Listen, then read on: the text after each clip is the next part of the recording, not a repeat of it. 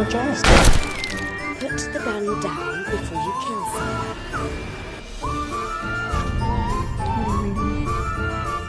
Teenage Girl's Diary.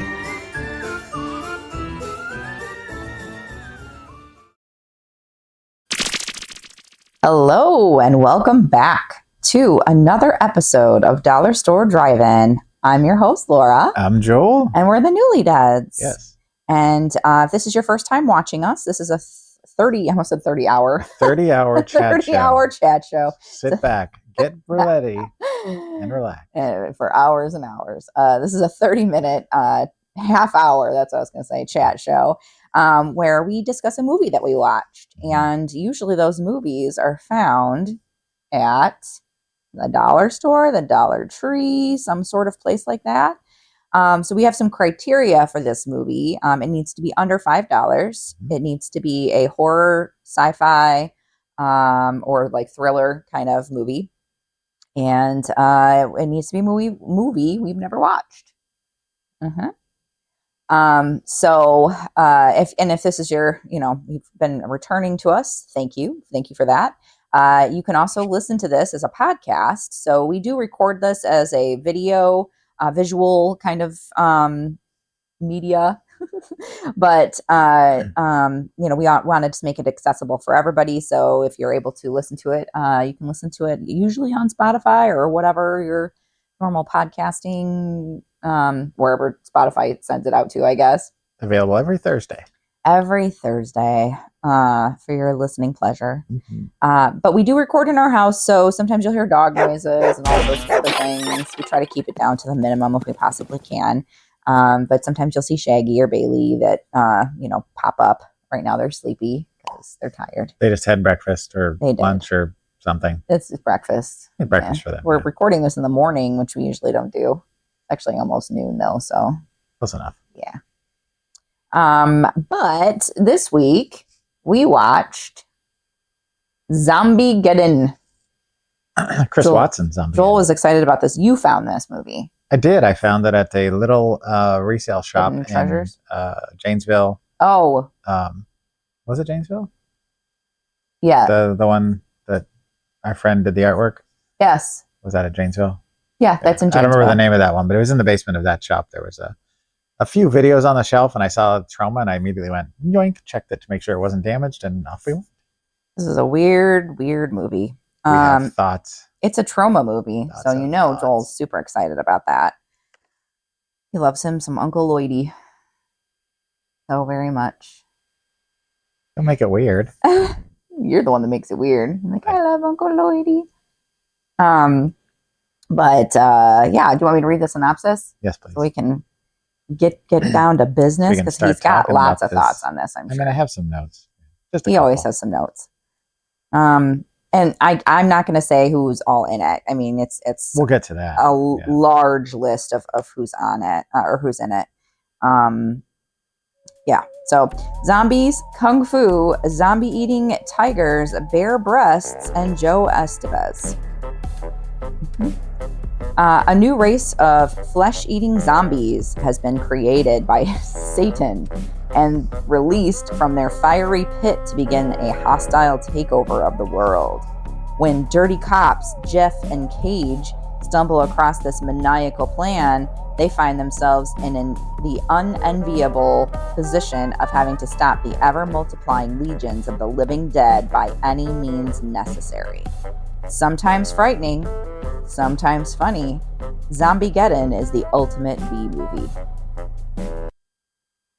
That's a nice long synopsis. I mean, it's accurate.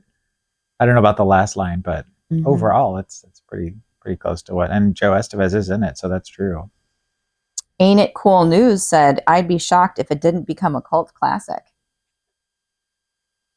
Film Threat said the ultimate film geek movie. I mean, these are reputable sources, but I don't know that I agree with them entirely, but we got thoughts. We'll talk about them. We do have thoughts.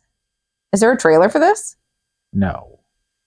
I looked, and there was the one that kept popping up that said Zombiegeddon trailer was a bunch of, it was basically a scene that had nothing to do with the film whatsoever. So what I'm going to put in here instead of a trailer is a scene from the film that I found that will give you a taste for it, since there's no actual trailer to enjoy. So you'll be able to watch that uninterrupted and just kind of see what we put ourselves through. So does that mean there's no trailer that's going to pop up? I mean, technically, I guess that would. Can we just have see, like a shambling zombie just come across? I mean, that's up to you. Because it's, you know, Zombiegeddon. That's your shtick. Being chased by Satan. How are we gonna? How? I don't know how to do that. If you're listening to this, we usually do this little shtick where you know we talk about the trailer, and then he pops up a trailer on the screen, and then I usually try to give descriptors for it so he can make it. And then I gotta try and create it. So we'll try. Just Satan and a zombie. A zombie. I don't think that's ever been done before. I think you could probably just draw that, and I could animate it for you. That would take a long time. I know. Who's got time to animate? We got an event coming up here soon that we got to prepare for. Which, incidentally, if you'd like to find out where we're going to be, as well as all the information about the stuff she's talked about, as well as our blogs that we write and our other YouTube channels, you can go to thenewlydeads.com for all of your Newlydeads needs. I was going to say, I want to say something different besides spooky needs. I'm like, it's not, I mean, it's spooky. Your Newlydeads needs. Your Newlydeads needs. Yeah. We write blogs, and we've got events coming up in October, especially. We've got the Witches Market that's going to be at the Boone County Fairgrounds in Belvedere, Illinois. It's going to be huge. We're talking literally thousands of people. Yeah, it's like 175 vendors or something like that, I think is what they're doing this year. About 7.5 thousand people are interested, and of that, probably 4,000 to 5,000 will show up. Yeah. They've got a witches dance and, live music. They've got bands playing. Yeah. Coffee. Food. Yeah. Coffee. Drinks. All sorts of fun stuff. It's going to be a good time. Last year was a lot of fun, and it was insanity. And but you can come check us out, say hi. We'll be selling our wares. You can check around us, and all of our good spooky friends will be there selling as well. And you can see what we do in our spare time with the artwork we create. All right, so let's go ahead and watch the non-trailer trailer. Just watch a scene from Zombiegeddon. And Satan and the zombie will. I mean, they've been here for a little bit. Carry us out. There they go. All right, we'll be right back. Let's do it. Let's go.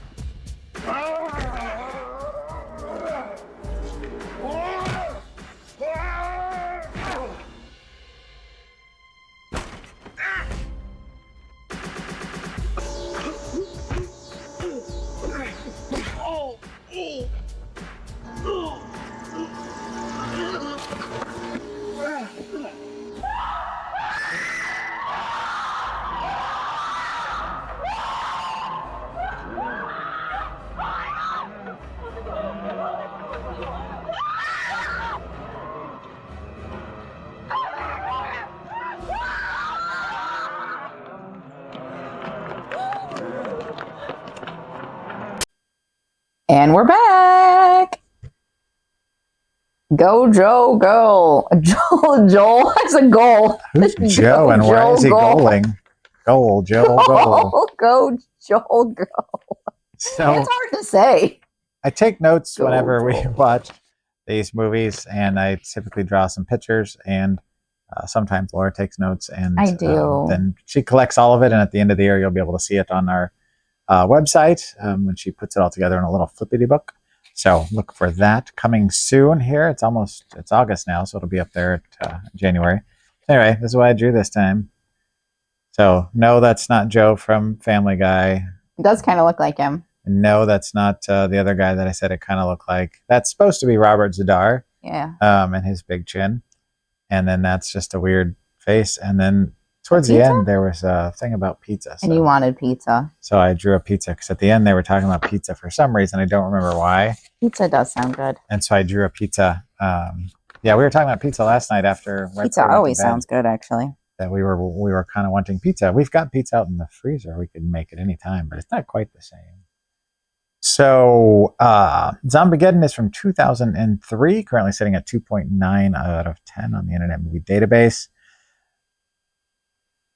Well, we'll get to whether that's normal or not. So this was directed and written by Chris Watson, as it says on the title there. It says Chris Watson's Zombiegeddon, who did one other thing called Dead in Love and this, and that's it.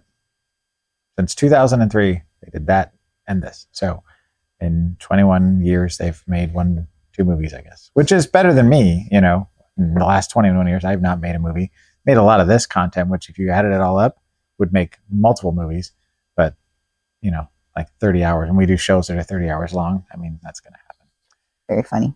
So instead of giving you information as far as what each person has been in terms of the cast, I'm just going to give you the entire cast. It's long. Because these are just the people that are names. So if you don't recognize the name, look them up and you might recognize the face or the credits. But yeah, it's a long list. So we've got Uwe Boll, who I hate his films except for the Rampage series. Otherwise, the guy was in a celebrity boxing match. That's how much he's disliked by Hollywood. Conrad Brooks from the Plan 9 from Outer Space stuff. I said I wasn't going to tell you what they were in. Joe Estevez, who is... That's Emilio and Charlie Sheen's uncle. Joe Flyshaker, who is a Troma... I should say Emilio Estevez and Charlie Sheen. Yeah, that's okay. Joe Flyshaker, who is a Troma, like always in all the Troma films until he passed away, sadly. Trent Haga is another guy that's in a ton of Troma stuff that has since... He's not dead, but I don't know if he's still doing them. Ron Jeremy, who... we'll just skip Ron Jeremy. Piece of crap. Lloyd Kaufman. Yep, we love Uncle Lloydie. Tina Kraus, who if you don't know, look it up. You will probably recognize Edwin Neal, the hitchhiker from a certain movie about a chainsaw that is in a southern state. Linnea Quigley, who is one of the original Scream Queens. Fred Olen Ray, who is an exhibitionist film like legend. Felissa Rose, who we've talked about Felissa Rose a lot on this show because she's not really a friend of ours, but we like to think we are connected to her in some way. We love Felissa. Tom Savini, who is God in this movie, literally. Brink Stevens, another Scream Queen original, who is fantastic. Julie Strain, another one that's an early Scream Queen that was in this. Robert Zadar, that we just talked about, who is known for his large kind of facial features, which is due to a condition he has. He also has passed away, but most people know him as the Maniac Cop in the Maniac Cop franchise. Matt. Oh, I forgot his name now. He said it. He made it. He joked about it in the movie several times. It was pretty funny. It's like Matt Brackman or something like that. That's not right. I'll look it up and I'll put it here. Anyway, and William Smith, who's a guy you would recognize his voice and his face, but you may not recognize his the name. All of his scenes were with Joe Estevez in the film. So if you watch it ever, you'll know who he is. Anyway, that's everybody. Did you say Lily Stabs? I didn't because I don't know who she is. Oh. She's on there. It's credited, but she's on the front. Was one of the main people in the movies, but I'd never heard of her. So she might be a Troma person from that time frame. Julie Strain. Did you say that one? I did. Okay. Because Uncle Lloydie has his stable of people that kind of make movies. And since he doesn't really pay very much or anything at all in a lot of cases, people kind of come and go and then move on. Like, for example, one James Gunn you may have heard of is a Troma graduate who is still friends with Lloyd, puts him in his movies quite often. But then there's a lot of people that just kind of move on and go on to live regular lives. So Tromettes come and go, which I'm thinking she might be. I just like her name. Yeah, she was. She was a main character. So anyway, at this point, my wife turns to me and says, "What'd you think?" And here's where we really get into it. So it was kind of funny. My youngest kid watches movies with us because they like horror movies sometimes. And so occasionally they'll stick around. They're not quite as often to stick around because they don't really like movies that are a waste of their time. But they're never a waste of our time. We enjoy them. Exactly. But even if we give them a -10. Their opinions on things are a little different than ours. But anyway, so it's fun. It was funny because at the beginning of the movie, Trent Haga and a few other like talking heads start out by talking about how terrible the movie is, including Uwe Boll, who is known for being a terrible filmmaker. They spend like the first 5-10 minutes just talking about how bad it is and not to watch it, which I think is kind of a funny way to kick off a movie because it's kind of setting the tone that they're going to tell you that it's that bad. So either A, it's going to make it look that much better, or you're going to have the expectation that it's bad and it's going to be bad. I don't know which way it was going to go. I felt like it started off making me actually enjoy it maybe a little more because I was expecting it to be worse than it was, but we'll get to the rest of it. Huge cast, lots of names, as we've talked about. My kid, as they were sitting there watching it at the beginning, said, "This is the perfect movie." And I don't remember what the context was and why they said that.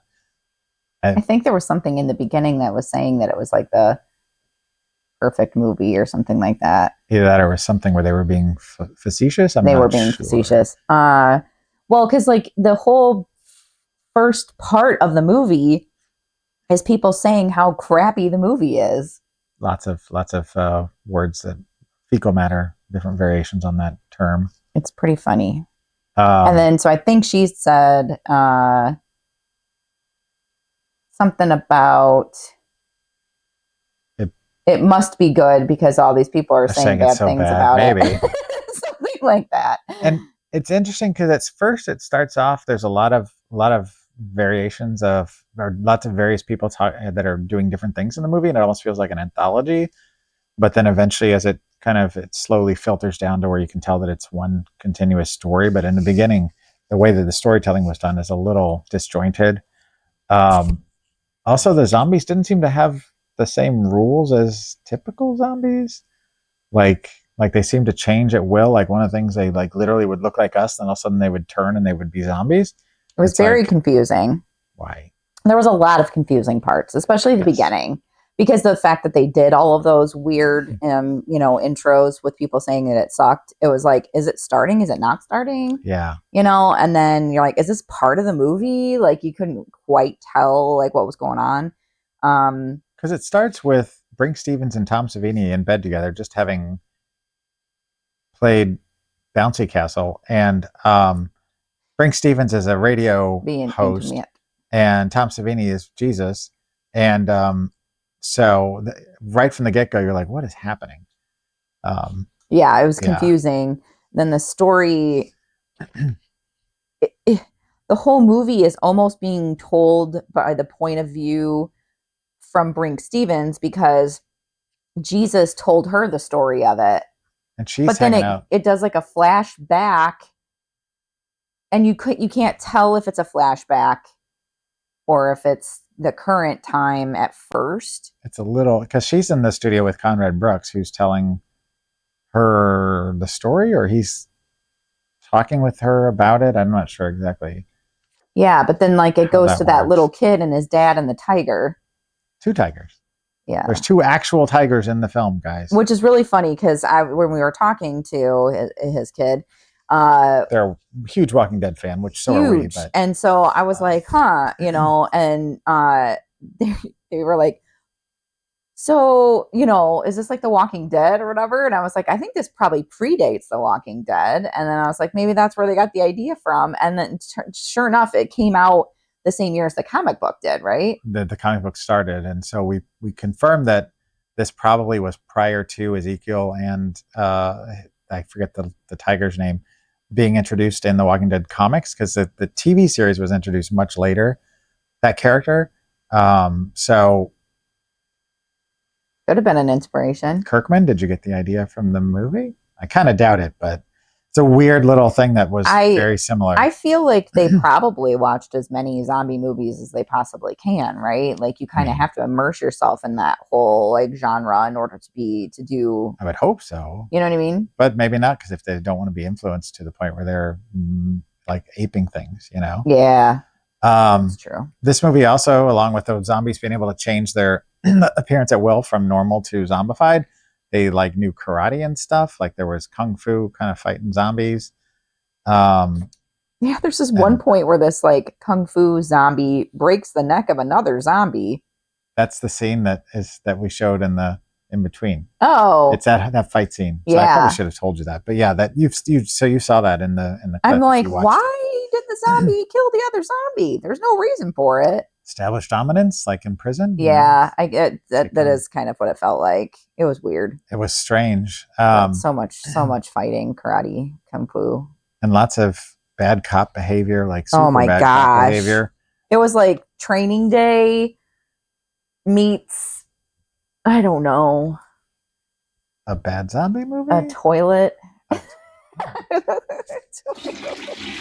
I do have to give credit to Joe Estevez and William Smith for not phoning it in. Like, out of everybody in the cast, like Joe Estevez was 100% pedal to the metal. This is a serious movie. I'm going to play this part to the nines. And he did. Like, he never phones in his performances because, you know, he doesn't know when his next performance is going to be, perhaps. But he was one of the like high points of the movie because he was so committed to that character. Because William Smith plays King Zombie, and he basically plays like King Zombie's lackey. He was Satan. Yeah, more. I mean, he was called King Zombie in the Satan. And on IMDb, that was his name, was King Zombie. But I guess, you know. Yeah, so zombies have been created by Satan. Maybe he was because he's the guy that caused the whole problem. Yeah. And then Joe. Maybe he was King Zombie then, though, because he was the leader of those zombies, and if he gets killed or hurt or whatever, then yeah. Which, wow, I don't know if we're calling spoilers on this. Because it's not Satan then. They were one of Satan's minions, I bet. Because he didn't look like he had horns. So, like, Satan created the zombies and then said, "Here, you take control." Yes, of I them? think that's actually what Maybe. happened. I know, I'm almost positive. I think they even tell that a little bit.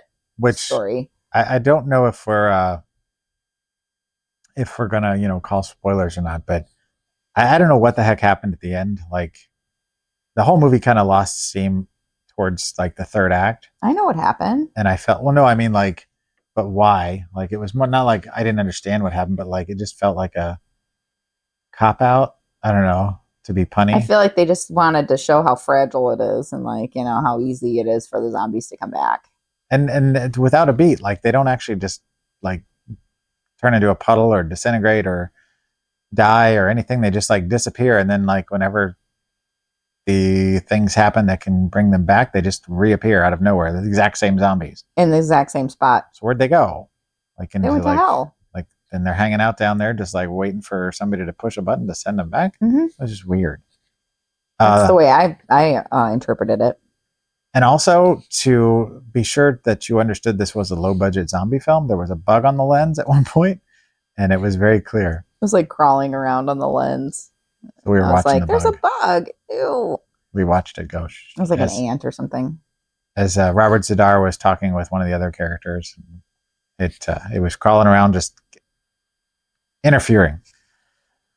So, is it about that time to give our final thoughts on this? Oh yeah, I think so. Before we talk about what I'm going to recommend and then what we're doing next week. So out of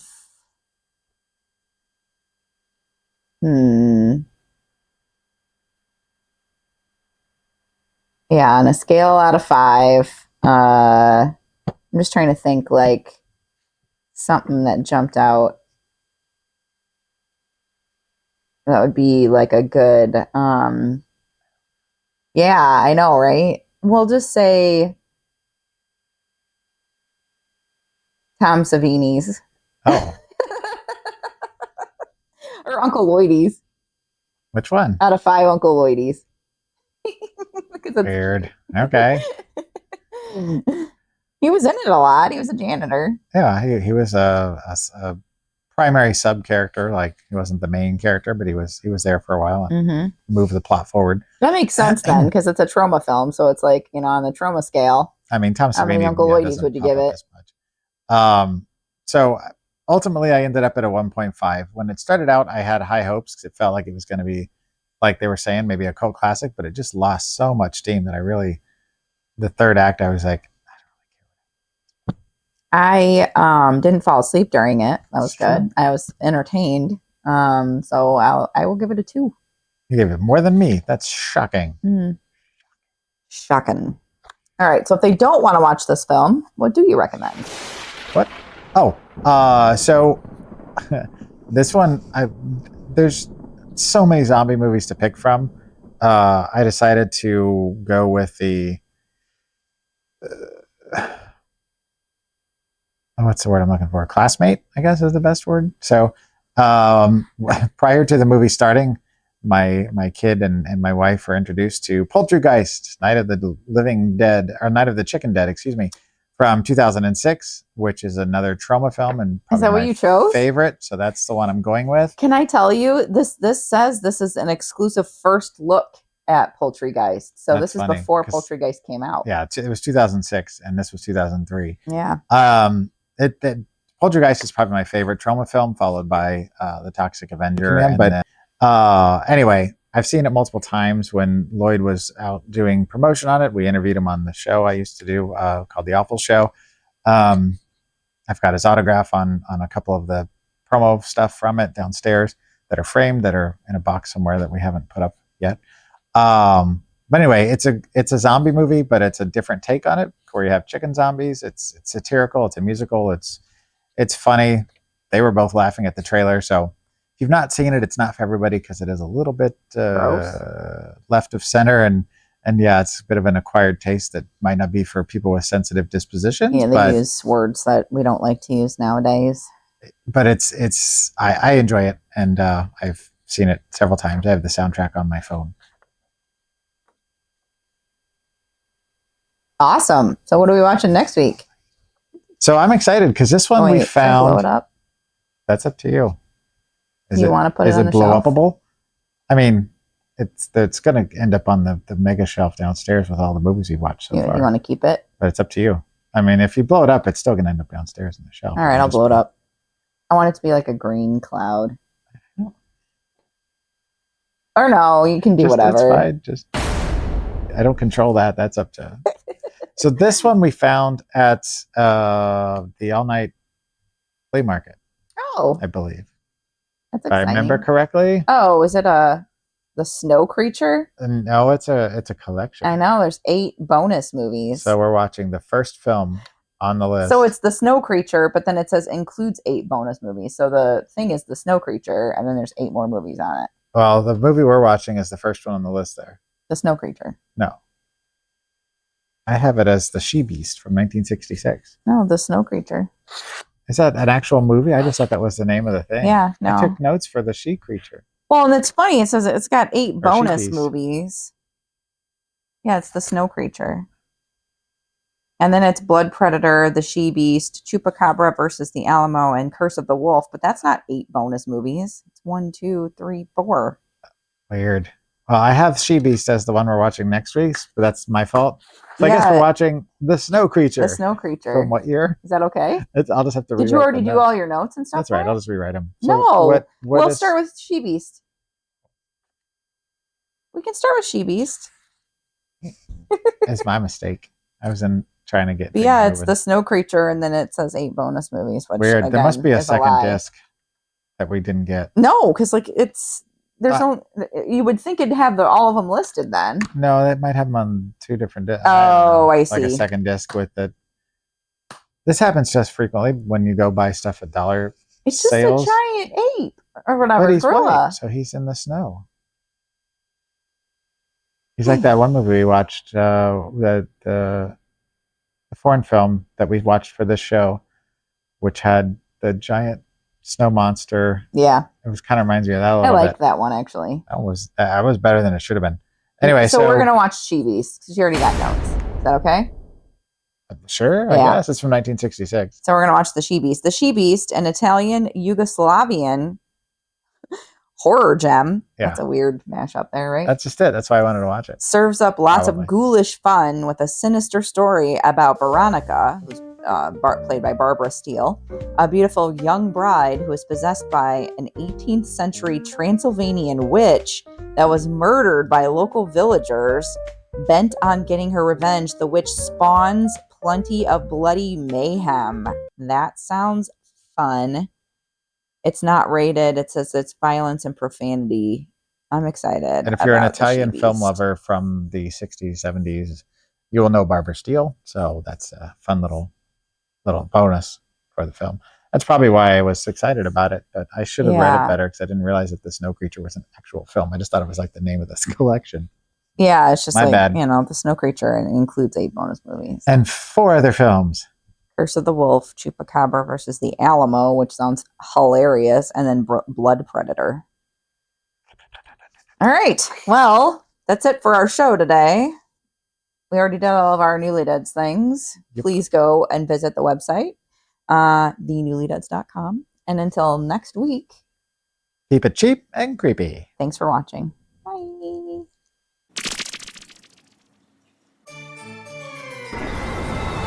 Go look after your mother and sister. Where are you going? I'm gonna finish this. Goodbye, Tom.